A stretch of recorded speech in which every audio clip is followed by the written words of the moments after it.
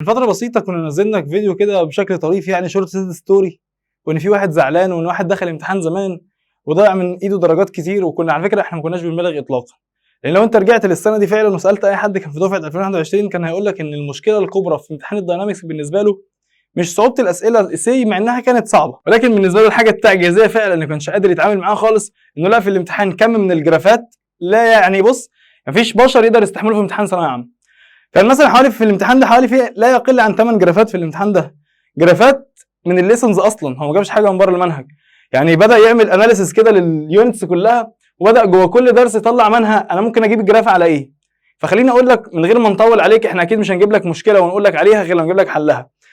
فالمفروض ان احنا في الريفيجنز لما رجعنا الداينامكس انا اديتك الملزمه الكامله بتاعت الداينامكس وحلينا منها حوالي 30 صفحه، وباقي نزل له موديل انسر، واحنا عرفناك ازاي تتعامل مع الجرافات وايه الثوابت اللي تقدر تعملها. لكن انا قلت لك في الحصه اصلا ساعتها قلت لك انا مش هسيبك وهنزل لك كل فيديو جراف، او لكل جراف فيديو، خليها دي احسن، لكل جراف فيديو.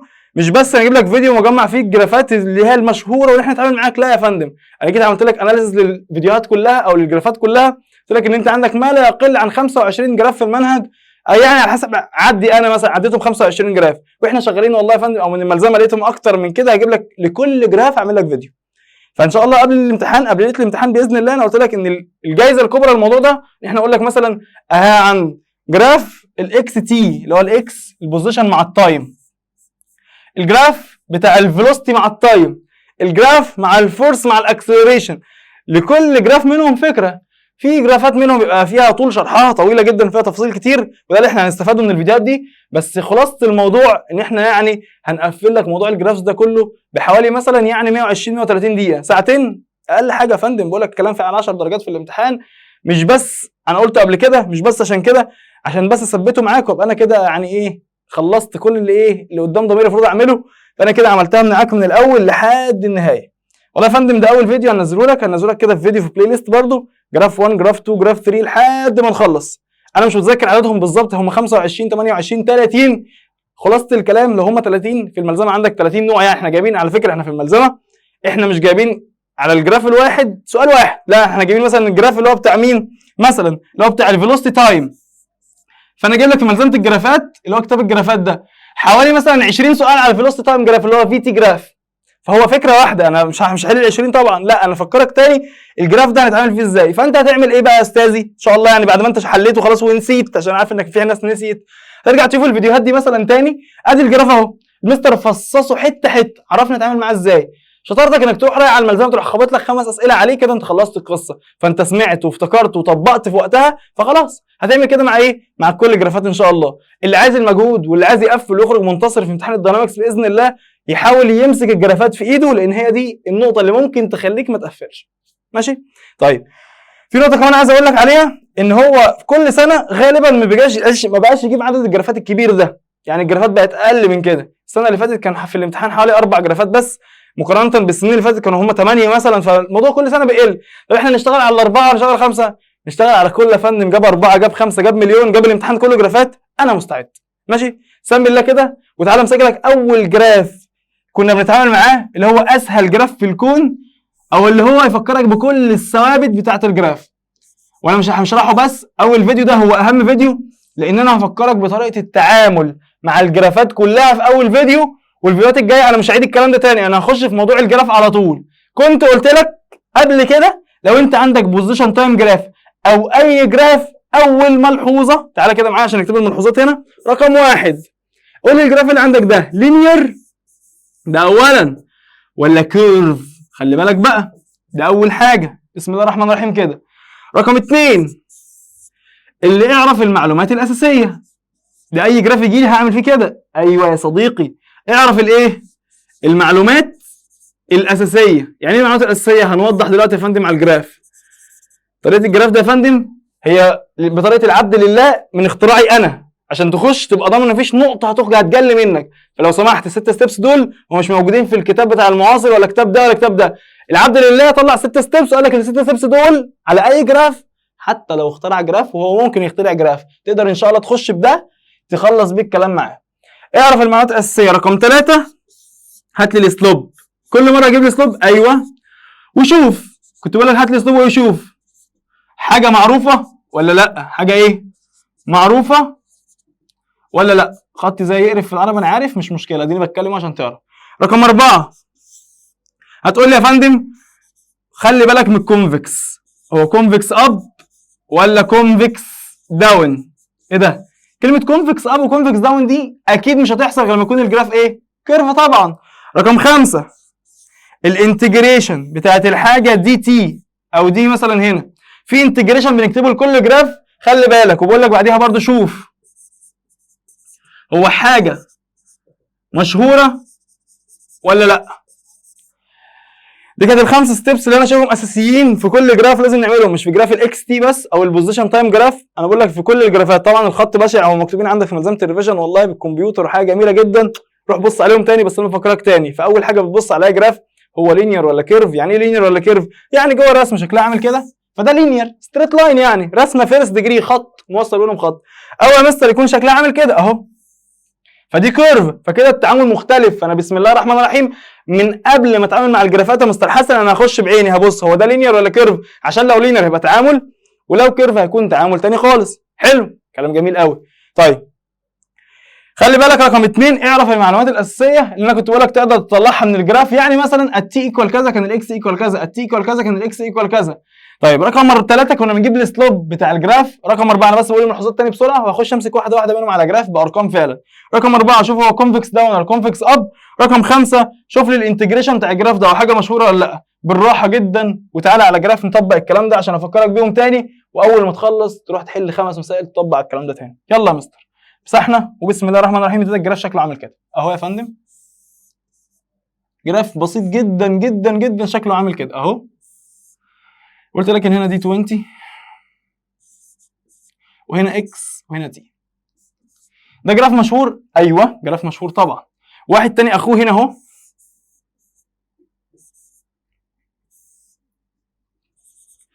نقول دي 5 وهنا تي وهنا اكس. اول حاجه يا فندم طبعا لا يخفى عليك ان انا لما اخش الجراف ده هبص، انا هبدا من ده مش هبدا من ده، هبدا من ده، مش سهل ده. هتقول لي اول حاجه ده جراف مين مع مين؟ ده لازم طبعا ده بسم الله الرحمن الرحيم اكس تي جراف، يعني بوزيشن تايم جراف. على فكره ده اخوه ممكن نحط مكان الاكس دي اس اللي هو الديسبيسمنت تايم جراف، هو بنفس كل حاجه. على فكره انا بقول لك بس هو بدون دخول في تفاصيل تانية مش هستفيد فيها لان دي تفاصيل شرح انت عارفها، بس خلاصه الكلام لو هنا اكس او اس فانا بعتبره نفس الجراف وهتعامل معاه نفس التعامل. ماشي يا فندم؟ طيب خلينا نشتغل بس كانه اكس تي جراف بوزيشن. الاكس دي رمز للبوزيشن اللي هي الايكويشن بتاعت البوزيشن، والتي دي رمز يا فندم للتايم. فالموضوع خلصان ان شاء الله. هنبدا بده الاول. هو الجراف ده يا مستر هو لينير ولا كيرف؟ هتقول لي انت سعادتك لينير. ماشي؟ اول ما تكتب لينير دي تحتيها على طول تقول لي يبقى السلوب كونستانت. يبقى السلوب ايه يا مستر؟ كونستانت. تحتيها ما تفكرش، ما دام هو لينير تروح انت كاتب يبقى السلوب كونستانت ايا كان محتوى الجراف ايه. ما دام هو لينير شايفه خط ستريت لاين يبقى السلوب ايه يا مستر؟ كونستانت. تحتيها على طول كانت خطوه رقم 2 كنت بقول لك شوف المعلومات الاساسيه، ودي خطوه كده اعتباريه انت بتعملها مع نفسك دويتو قبل ما تشوف اصلا وسائل عليه. يعني ايه المعلومات الاساسيه؟ يعني مثلا ايه المعلومات الاساسيه الواضحه الكلير لاي انسان في الحياه؟ تقول لي بص هنمسك كده، مش ده تايم بلوس تايم جراف او اكس تي جراف؟ تقول لي بص اهو التي ايكوال 0 كان البوزيشن ب5. هتيجي تقول لي ايه تحت على جنب كده، ممكن تجيب ورقه وتكتبهم. التي ايكوال 0 كان الاكس ب5. انا بطلع معلومات اساسيه من الجراف. يعني عند بدايه الحركه او بدايه لسه كان ستوب كان البوزيشن ب5، يعني اوريدي البادي ده كان عند بوزيشن 5 من قبل ما يتحرك. يعني هو ما بداش الرحله من الاوريجن، بداها من بوزيشن كام؟ 5. عشان بس قلناها قبل كده اكس ايكوال 5 مش معناها اللي هو مشي 5، ده بوزيشن بيقول لي انا فين. فاكر دي؟ طيب فهو كده اولا هو لما كان التي ب0 كان الاكس ب5، ولما التي بدا يكبر يعني الوقت يكبر اهو عندي تي ب1 وعندي 2 ب3 واند سو اون، فقال بقى بقيت البوزيشن عمال يحصل ايه؟ بيزيد. فده طبيعي لو بدا يعمل حركه، فكان هنا عندي 5 بقى كده مثلا عندي 10، كده مثلا بقى عندي 15، كده مثلا عندي 20، كده مثلا عندي 25. فهو ماشي في اتجاه ماشي في اتجاه بجيب له ايه؟ بالبوزيشنز كتير. فاوريدي ده خلاص انا فهمت دي المعلومات الاساسيه. كون طالبها او مش طالبها ما يخصنيش، انا بجيبها كل مره. دي اول حاجه، وده احنا بنحاول بس نفتكر بنتعامل معاه ازاي مع الجراف ازاي. طيب امسح يا صاحبي. بقى كده يكون اهم معلومه فيهم اللي هي اول واحده دي، هي لما كان التي ب0 كان ماشي. لما كانت تي بزيرو كان الاكس بكام 5. تاني حاجه ممكن تجيب لي السلوب، اجيب لك السلوب، يا سلام احلى حاجه في الدنيا السلوب طبعا. وانت ايه لي اصلا معلومه على السلوب؟ ان السلوب هنا ايه؟ السلوب كونستنت عشان هي لينير. فتقول لي بص السلوب ده كنا بنكتبه على طول بفورمولا كده، دي حاجه على دي حاجه. طب ليه مثلا نكتب دلتا واي؟ لا حبيبي بقى احنا في ديريفاتيف وفي بلاوي سودا، ابوس ايدك تسمع كلامي. دي حاجه على دي حاجه، هنا دي اكس تروح كاتبها هنا، دي اللي فوق تكتب اللي فوق هنا اهو اكس. طب وتحت دي اللي على الاكس اكسس اللي هو التي، فتقول لي يبقى السلوب هنا ايكوال كام يا مستر؟ ايكوال دي اكس على دي تي. ايكوال ايه يا مستر؟ دي اكس على تي. دايما السلوب بنكتب فراكشن دي اوفر دي. اللي فوق دي الحاجه اللي على واي اكسس، طب واللي تحت الحاجه اللي على اكس اكسس. انا عارف ان الكلام ده سهل، بس في ناس غلابه بنحاول نسيستمهم عشان ايه؟ ياخدوا الدرجه زيك زيهم يعني، ما تبقاش اناني عايز تاخد درجه لوحدك. تقول لي خلاص يبقى اسمها دي اكس على دي تي. براءه يا عمي، جميل. بسالك بعد ما تجيب السلوب اسال نفسك هو دي حاجه مشهوره انا عارفها ولا ملهاش لازمه؟ دي اكس على دي تي ده ريت اوف تشينج بتاع الفيلوسيتي والريت اوف تايم، ما ده الفيلوسيتي. ايوه. فتقول لي يبقى ده كده ايه؟ يبقى الفي. طب افرض كان طلع لي حاجه مش معروفه، تقول له شكرا ده السلوب ده ملوش اي 30 عازه. لو مثلا جبت حاجه اسمها دي اف على دي اكس، دي مش عارف ايه، دي في على دي ان، حاجه انت ما شفتهاش في المنهج. فانا نسيت اقول لك انك لازم تكون عارف المنهج وعارف الحاجات المشهوره فيه، الرموز المشهوره. دي اكس على دي تي ده فيلوسيتي. تقول لي يبقى هنا السلوب اللي هو درجه الميل يعني، تقول لي ده بيعبر عن الفيلوسيتي. يعني انا لو جيت جبت السلوب للستريت لاين ده، انا كده اكني جبت الفيلوسيتي في الرحله. الله يبارك لك، ده انت 100 100 يا عم. ماشي زي الفل. طب افرض طلب مني السلوب، هقول لك تجيبه ازاي. طب كان تالت حاجه كنت بقول لك بعد ما تجيب السلوب شوف هو كونفكس اب ولا كونفكس داون. حبيبي هو اصلا ستريت لاين، يعني كونفكس دي اللي هي بتاعت الجرافات اللي هي شكلها عامل كده كده، دي كونفكس اب دي كونفكس داون، شكل الكيرف عامل كده وبقى كده كده، فاهم؟ فكده اصلا هو ستريت لاين هنا، فما ينفعش. خلاص يبقى دي كده الحمد لله رقم 4 دي مالهاش عايزه، خلاص خلصنا منها، شكرا. امسح الكلام اللي احنا عملناه ده. ماشي؟ طيب انا مش عارف ان رسمت ده ليه الاول، هي برازيه وخلاص يا عم حسن. امسح ده كده خالص اهو اكنه مش موجود. تعال نكمل هنا بعد ما نخلص نبقى نروح عليه. ماشي يا صاحبي؟ احنا كده كانت خطوه رقم كام؟ رقم 2 او خطوه رقم 3 احنا خلصنا منها، قلنا خلاص هو ايه؟ هو مش كونفكس الحمد لله. تعال نكمل. خطوه رقم 4 كنت بقول لك اكتب لي انتجريشن لكل جراف. اكتبه ازاي بقى؟ صنعه. انتجريشن ايه بقى؟ حاجه دي حاجه، ماشي؟ عشان الكلام ده مدرسين يتعلموه مش طلبه بس. انتجريشن حاجه دي حاجه لكل جراف، لكل ايه؟ لكل جراف. اهو انتجريشن كام دي كام؟ بص الحاجه اللي على الواي اكتبها هنا اهو اكس، ماشي؟ والحاجه اللي على التي اكتبها هنا، يبقى انتجريشن اسمه اكس دي تي. على فكره الانتجريشن اللي كتبته ده عشان انت حوت كالكلس، الانتجريشن ده بيجيب الاريا اندر ذا كيرف. بيجيب الايه؟ الاريا اندر ذا كيرف، يعني الاريا اللي تحت الكيرف ده، ماشي؟ الاريا اللي تحت الايه؟ الكيرف ده. فتيجي تقول له مثلا من 0 لحد 2، فكده يبدا يحسب الاريا من 0 لحد كام؟ 2. طب احسبها ليه؟ مش يمكن تكون حاجه ملهاش لازمه؟ بالظبط كده يا فندم. هو انت شفت الانتجريشن بتاع البوزيشن بالعقل كده؟ انت كان مثلا عندك الاكسلريشن تعمل له انتجريشن يديك الفيلوسيتي، الفيلوسيتي نعمل له انتجريشن يديني الاكس. طب الاكس احنا كنا بادئينها كده، انا عندي بوزيشن وبعد كده ديريفاتيف يديني فيلوسيتي، ديريفاتيف يديني اكسلريشن. فاوريدي لو انا عملت انتجريشن لده هيرجع فيلوسيتي، طب عملت انتجريشن لده هيرجع اكس. طب هعمل انتجريشن لده هيديني ايه؟ مش هيديني حاجه، فده مالوش اي 30 عازه. طب كتبته ليه؟ كتبته عشان لما يجي سؤال في حاجه مهمه تروح انت كاتبه، مش مشكله ديك بتراجع انتجريشن اكس دي تي ما بيديش حاجه. فهو ما عشان الناس المتخلفه يقول لي يعني كده ما فيش اريا. حبيبي في اريا، بس الاريا لو انت جبتها لن تعبر عن اي قيمه فملهاش لازمه. نقول تاني، هو كده دي الاريا، والله العظيم دي الاريا، بس الاريا لا تعبر عن قيمه في الداينامكس. اجيبها ليه؟ فما تجيبهاش وريح دماغك. هنيجي بعد شويه في جراف تاني اسمه انتجريشن في دي تي، اقول لك ده الاريا فيه مهمه، طب ما تعالى نحسبها. اوكي يا صديقي؟ فخطوه رقم 4 اللي هي اهم حاجه، انك تجيب انت الفورمولا بتاعت الاريا دي، هي اللي بتدوخ ناس، اللي بتخلي الناس تجيب صفر في الجرافات. لو انت كتبتها بالطريقه السهله دي، كتبتها ازاي معنى يا مستر؟ اهو تكتبها حبيبي اهو انتجريشن حاجه ودي حاجه. بنحفظك ايه الحاجه اللي اتحط هنا؟ الحاجه اللي على الاي اكسس يا حبيبي اسمها اكس اهي. طب وايه اللي اتحط في البراكت اللي جنب الدي ده؟ الحاجه اللي على الاكس اكسس يا حبيبي. وبنضارتك الجميله وبعينك الجميله تبص كده، هو دي حاجه مميزه انا عارفها، انتجريشن الاكس يرجع ايه؟ لا ما يرجعش، خلاص شكرا، تروح مديله واحده اكس، يلا اتكل على الله، مالكش لازمه عندنا. ماشي؟ واكيد ما دام ملوش لازمه فاكيد مش هسالك فيه. فخلاصه الكلام انتجريشن اكس دي ده ممكن يتعمل فيه ازاي؟ يطلب منك سلوب اللي هو بيعبر عن الفيلوسيتي، فتيجي راح مديك ده اكس تي جراف وسالك على الفيلوسيتي، تفضل ترش في المساله بقى.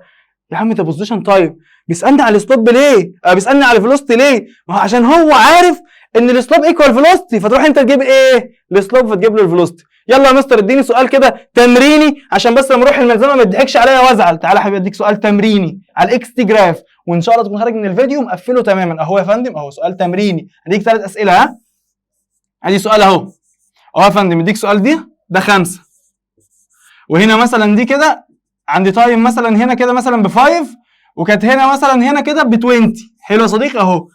احلى حاجه في الجرافات اللي هو على الاقل يديك جراف عليه نقطتين تقدر تطلعهم، دول كفايه قوي. يعني كفايه قوي في اي جراف على فكره ان هو يديك ايه؟ جراف فيه نقطتين بس. حلو على فكره، اداني نقطتين اهو، ادي نقطه اهو وادي نقطه. لما يديك نقط قبل انت عليه على طول اهو. بص مش دي عند كام؟ عند تي بكام وعند اكس بكام؟ تقول لي بالراحه بس اهو. اس تي ايكوال 0 يا ابو الصحاب، كان الاكس ب5. حلو، دي اول نقطه. فاحنا نقدر نسمي النقطه دي اسمها كام وكام يا صاحبي؟ 0.5. شكرا. هي شكلها عامله زي القيت ليه؟ 0.5 اهو يا صاحبي.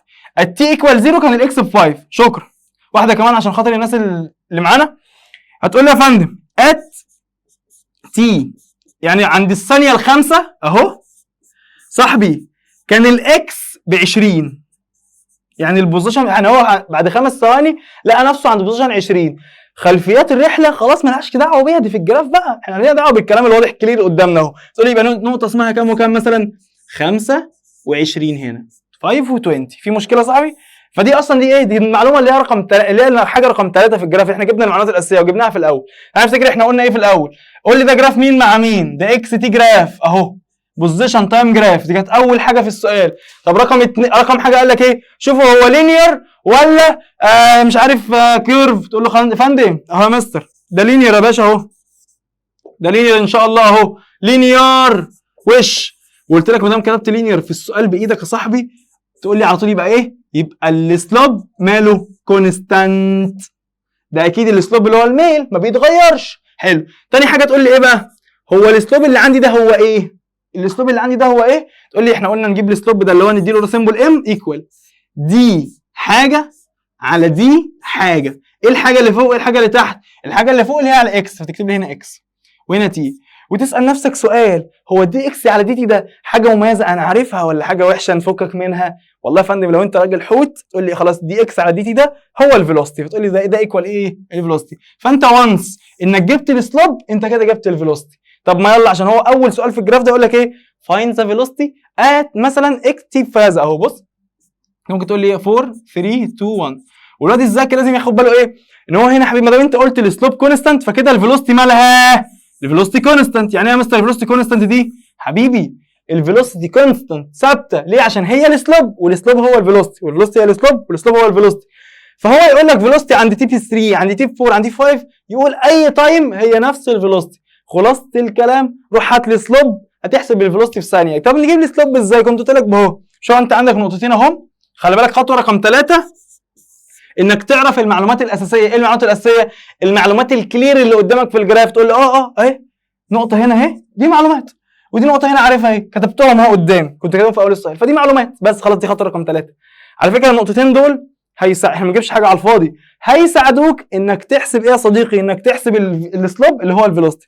ازاي بقى؟ ما هو انت عارف ان السلوب اشهر حاجه في الجرافات بتجاب كده، يا اما تان ثيتا او واي 2 ماينس واي 1 على اكس 2 ماينس اكس 1. ولا انت حوت كالكولس يا ابني؟ تقول لي يبقى ده يتجاب ازاي؟ بنعمل الفرق بتاع الوايات على الفرق بتاع الاكسات بتاعت اي نقطتين على الجراف. ولو انت ناسي الكلام ده لا انت كده ميت. روح ارجع بقى لفيديوهات الكالكولس تاني وافتكر السلوب بنجيبه ازاي. ماشي؟ طيب تعالى هنا يا مستر واي 2 ماينس واي 1 اعتبر اي نقطه اهو. اعتبر دي النقطه الاولى اكس 1 واي 1 وهنا اكس 2 واي 2. ماشي؟ تقول لي واي 2 ماينس واي يعني 20 ماينس 5 20 ماينس 5 اوفر اكس 2 ماينس اكس 1 5 ماينس 0 يطلع لي كام بالصحاب؟ 20 ناقص 5 يديني 15. 15 اوفر 5 يطلع 3. الله، يعني السلوب بكام؟ السلوب ب 3. يعني برضو اللي ما احنا قلنا السلوب هو الفيلوسيتي، فيبقى كده الفيلوسيتي ايكوال 3. الفيلوسيتي عند مين بقى بالصحاب؟ الفيلوسيتي ات اني تايم، لان الفيلوسيتي ثابته عشان اللي كان اصلا جاي من الاول الكيرف لينير فالسلوب كونستانت. دماغي وجعتني من كتر التكرار. طيب ده كان رقم 3، هو ممكن ده بنسبه كبيره قوي لو جالك الجراف ده يسالك على الفيلوسيتي. طب رقم 4 كنا قلنا يا صاحبي قال لك اكتب الانتجريشن بتاع اي جراف لعل وعسى تكون حاجه مميزه. طب مستر اكتبه ليه؟ ما هو ممكن ما يسالنيش. يا عم اكتب انت واجهز، اجهز يمكن يخبطك سؤال يتنحك فتبقى انت ايه مستعد له ان شاء الله الاول. تعالى نكتب الانتجريشن. نكتبه ازاي؟ انتجريشن الحاجه اللي على الايه؟ اللي على الواي الاول، دي الحاجه اللي على الاكس دي تي. وسالتك هل ده انتجريشن مميز؟ قلت لي لا، خلاص فكك منه. طيب يا صديقي احنا كده عملنا اهو، يعتبر جبنا كل المعلومات اللي هو عايزها. جبنا له الفيلوسيتي، وجبنا له البوزيشن عند مختلف الاوقات، وعرفنا له اللي هو الفيلوسيتي كونستانت والسلوب كونستانت. خلاص بقى انت عايز ايه؟ ده ممكن يجي في السؤال ده يضحك عليك يقول لك هات لي مثلا فيلوسيتي عند 3 وفيلوسيتي عند 5. تشوفك عيل بقى جدون ولا عيل مذاكر ولا ايه؟ تقول له بتضحك عليا، انت جاي فين؟ انت جاي تبيع ميه فين؟ في حاره السقايين؟ ما هنا الفيلوسيتي هنا زي الفيلوسيتي هنا 5 و5 يلا على طول، او 3 و3 زي ما احنا طلعناها. مش طلعنا الفيلوسيتي ب 3؟ فاحنا كده ايه؟ فهمناك وفكرناك تاني القصه دي عامله ازاي. اول حاجه تاني بقى كده جراف 1 خلص اهو، بس انا هعلي معاك سيكي عشان برضو ايه؟ خايف عليك، عشان لما تخش المساله خش الملزمه هتلاقي عندك 20 جراف رصصهم لك تحت بعض كده، مش كلهم هيبقوا لينير، مش كلهم هيبقوا مين؟ لينير. في حاجات منهم هتبقى ايه بقى؟ فيها كيرف. فمعلش كده بارت 1 في الجراف ده خلصت. على فكره ده اتعب جراف في القصص هو ده، او اكتر جراف فيه تفاصيل هو الاكس تي جراف. فهو لو لينير خلاص. طب تعالى ناخد واحده لو كيرف، وناخد واحده لو لينير بس كونستانت كده، نتعامل فيها ازاي؟ بسرعه بس اهو. معلش بس صدقني والله العظيم التعب بتاعك ده او الاوت كم اللي هيجي في الاخر يستاهل، يستاهل والله. ماشي؟ طيب لو جالي جراف كده قبل ما نخش على الكيرف بس اهو، ده اسمه اكس تي جراف، وراح جاي عمل هنا مثلا هنا 20. حبيبي هو ده لينير؟ والله لينير، بس خلي بالك اللينير اللي هو الفيرست ديجري ده اللي هو بيبقى شكله بارل للاكس ده مميز قوي. ده الكلام فيه مختلف خالص. ايه مختلف؟ ايه هيبقى حاجه ثانيه؟ لا بس هيبقى فيه مختلف. بص يا حبيبي، اي جراف تلاقي فيه ستريت لاين هوريزونتال كده هتقول لي هعمل فيه 3 خطوات. اول حاجه هو ايه؟ رقم 1 هو لينير، وما دام لينير يبقى السلوب والله كونستانت، ايا كان بقى هو كونستانت ايه، خليها كي يعني كونستانت. ماشي؟ طيب هو خلي بالك اكس تي جراف هو مين؟ يعني بوزيشن تايم جراف. طيب رقم 2 تعالى هات لي السلوب. السلوب هو مين؟ اللي هو الام دي ده على دي ده، يبقى اسمه دي اكس على دي تي. بنعيد ونراجع اللي هو مين؟ يا سبحان الله دي حاجه مشهوره، ده الفيلوسيتي. ايوه السلوب هنا بيعبر عن الفيلوسيتي. جميل؟ جميل جدا. طيب رقم 3 ممكن تعرف لي شويه معلومات اساسيه؟ ده يا سيدي انا اقول لك لما بص تنتهي. بص عند التيب 0 كان البوزيشن ب 20. حلو؟ خلي بالك انا ممكن حتى اتعامل عادي كاني مش واخد بالي اللي هو ايه؟ اللي هو هوريزونتال، واشتغل عادي. وعند تي رقم مثلا اقول لك هنا في 3 هنا في 5، عند اي تي اصلا هتلاقي البوزيشن برده ب 20. فعند 5 البوزيشن برده ب 20 صح؟ فده يقول ايه؟ يقول الانسان اللي عنده سنس يقول له يابا انا ما بتحركش، انا عند اي وقت انا عند نفس البوزيشن. صح؟ يعني ايه؟ انا واقف كده اهو مهما الزمن يعدي عليا انا واقف في مكاني. ده زي الناس اللي قاعده على القهوه. عارف الناس اللي قاعده على القهوه الزمن يمر عادي، هو قاعد كل يوم على نفس الكرسي في نفس المكان في نفس الكورنر، بيطلب نفس المشروب وبيلعب نفس اللعبه في نفس المكان كل يوم كده. ده اكتر مثال للبوزيشن تايم جراف، اللي هو ليه؟ الانسان اللي قاعد على القهوه كل يوم في نفس مكانه يخلص الحاجه ويطلع على القهوه من 7 ل 4 الفجر اهو. الزمن عدى انا في مكاني، الزمن عدى انا في مكاني، الزمن عدى انا في مكاني. فاهم حاجه؟ فخليني اقول لك بس حاجه بسيطه جدا. الاكس تي جراف لما تلاقيه هوريزونتال كده معناها ان الزمن مهما الزمن يمر هو في نفس البوزيشن. فده معناها ان البادي ايه يا فندم؟ بادي اتريست. صح؟ طب انا مش عارف، انا ما خدتش بالي. كمل مسالتك هيقول لك كده. تعالى كده تعالى. مش الاسلوب هنا ايكوال في؟ وانت بتجيب الاسلوب ده ازاي؟ تعالى احسبه لي كده. ما دي المعلومات الاساسيه اللي احنا طلعناها من الجراف. ادي نقطه اسمها 0 و20 مش عارف ايه. هات لي الاسلوب. الاسلوب كان ليه قانون بيقول لي y2 ماينس y1 على x2 ماينس x1. ايه الحاجات دي؟ قلت لك هات اي نقطتين في الجراف واعمل لهم سلوب كده. هات ايه؟ هات اي نقطتين في الجراف واعمل لهم سلوب. تقول لي يبقى هنا سلوب اهو رقم هات لي سلوب ام. خد النقطتين دول مثلا مع بعض x1 y1 x2 y2 وانت بمزاجك براحتي اعتبر دي النقطه الاولى او دي النقطه الاولى زي ما تحب اهو x1 y1 x2 y2. طيب جميل قوي. هتقول لي y2 ماينس y1 يعني 20 ناقص 20 يطلع كام؟ 0. x2 ماينس x1 3 ماينس 0 يطلع 3. 0 فرق اي حاجه بكام؟ بزيرو. هو السلوب ده مين؟ هو الفيلوسيتي، فكده معناها الفيلوسيتي بكام؟ بزيرو. يعني الفيلوسيتي بزيرو يعني مفيش سرعه ما بيتحركش، ما انا قلت كده من الاول، بس حبيت اثبتها لك بالبراهين على اساس انك انسان سيستماتيك لابس النضاره وماشي كده في السؤال ولا واخد بالك من اي حاجه، فاديني بقول لك اهو الفيلوسيتي بزيرو. زعلان؟ اعتقد ما فيش زعل في الموضوع ده. بجد تقول لي خلاص يبقى كده الفيلوسيتي يا صاحبي بزيرو. طيب رقم 4 كنا جايبها ايه في السؤال؟ دي تقول لي هو كونفكس اب ولا كونفكس داون؟ يا عم تنيل، ده بقول لك البادي ما بيتحركش اصلا. كونفكس اب وكونفكس داون، هو اصلا لينير وما بيتحركش، رايح دماغك. تقول له خلاص ما تزعقش، خلاص مش هجيب كونفكس اب وكونفكس داون. مش كل مره كده طبعا، في مسائل هنجيب فيها كونفكس اب وكونفكس داون. طب رقم 4 تقول لي ايه؟ تقول لي خلاص هو مش كونفكس اب ولا كونفكس داون. طب رقم 5 فاكر كانت اخر حاجه ايه في اي جراف؟ هات الانتجريشن. انتجريشن اكس دي تي، انتجريشن اللي فوق دي اللي تحت اهو. هل ده حاجه مميزه؟ قلت لي لا، خلاص خلصنا. هيجي انسان كده لك طب هو ما سالنيش في كل ده يا حبيبي، انا ماليش دعوه يسالك في ايه، انا بقول لك دي ثوابت، اقولها لاخر مره قبل ما اقفل الفيديو، دي ثوابت مش هتاخد. بص هي خدت فين الفيديو، انت كل ما تكررها مع نفسك خلاص هتحفظ، هتخش تعملها دب دب دب دب في 3 ثواني، وبعد كده خليك صنايعي. بص بقى شوف هو طلب منك ايه، هو اكد لك يكون طلب منك حاجه من دول، خلاص انت قفلت الجراف من اول ما يسالك. ما تستناش يقول لك في الجراف هات كذا، طب انا كده هضيع وقت، مستحيل. يا عم خليك في الامتحان ما تعملش كده، امسك الملزمه تاني. الناس انا عارف في ناس محترمه والله عملت كده، انا عارف في ناس محترمه قوي، بس بقول على واحد ما عملش كده، لو سمحت دي اخر فرصه، امسك جرافات الملزمه كلها، مالكش دعوه بالمطلوب اللي انا طالبه في السؤال، روح حل الجرافات بالاسلوب ده عشان لما تخش الامتحان اقرا يا عم هو عايز ايه واعمله. سالني مثلا على الفيلوستي، فانا هعمل خطوه رقم 3 بس، هعمل خطوه وربنا رقم 3 في السؤال بس عشان هو سالني على الفيلوستي اللي هو الاسلوب. طب سالني مثلا خطوه على دي بتاعت كونفكس اب وكونفكس داون، اي كلام، فخلاص اروح انا عارف الخطوه دي هي اللي بتخدم على الموضوع ده. فلو سمحت ده كانت اول جزء في الاكس تي جراف عشان بس ما اطولش الفيديو. هو في الفيديو اللي بعده، فيديو رقم 2 لو البوزيشن تايم جراف بس مش لينير، هتلاقي شكله كيرف، في حاجه مختلفه؟ لا حاجه بسيطه قوي بس ليها علاقه بالتانجنت والكالكلس وكده، فخليها في الفيديو الجاي عشان بس ايه خد كده ستريت. اقفل يا عم بعد ده، احنا قلناها قبل كده وانا قلت لك في الحصص ان الفيديوهات دي قسمها على الايام، لو انت عندك قبل الامتحان مثلا 3 ايام، لو انت بتتفرج على الفيديوهات دي قبل ليله الامتحان، او لو انت لسه تتفرج عليهم في الريفيجنز، ايام الريفيجنز احنا لسه ما دخلناش ليله الامتحان، فخليها مثلا فيديو كل يوم. لو اتزنقت وانت خلاص بعد بكره الامتحان فخلاص لازم يخلصوا النهارده في يوم، فبتقعد تحل تشوف الفيديو، ارجع حل 5 اسئله وارجع للفيديو اللي بعده، وهكذا. ان شاء الله الفيديوهات بنحاول نخليها ما تعديش الربع ساعه ان شاء الله عشان تبقى خفيفه ولينه عليك، تخلص على الاقل في اقل وقت ممكن. جزاكم الله خير، اشوفكم في الفيديو الجاي، فيديو رقم 2 نفس الجراف بس موضوع تاني.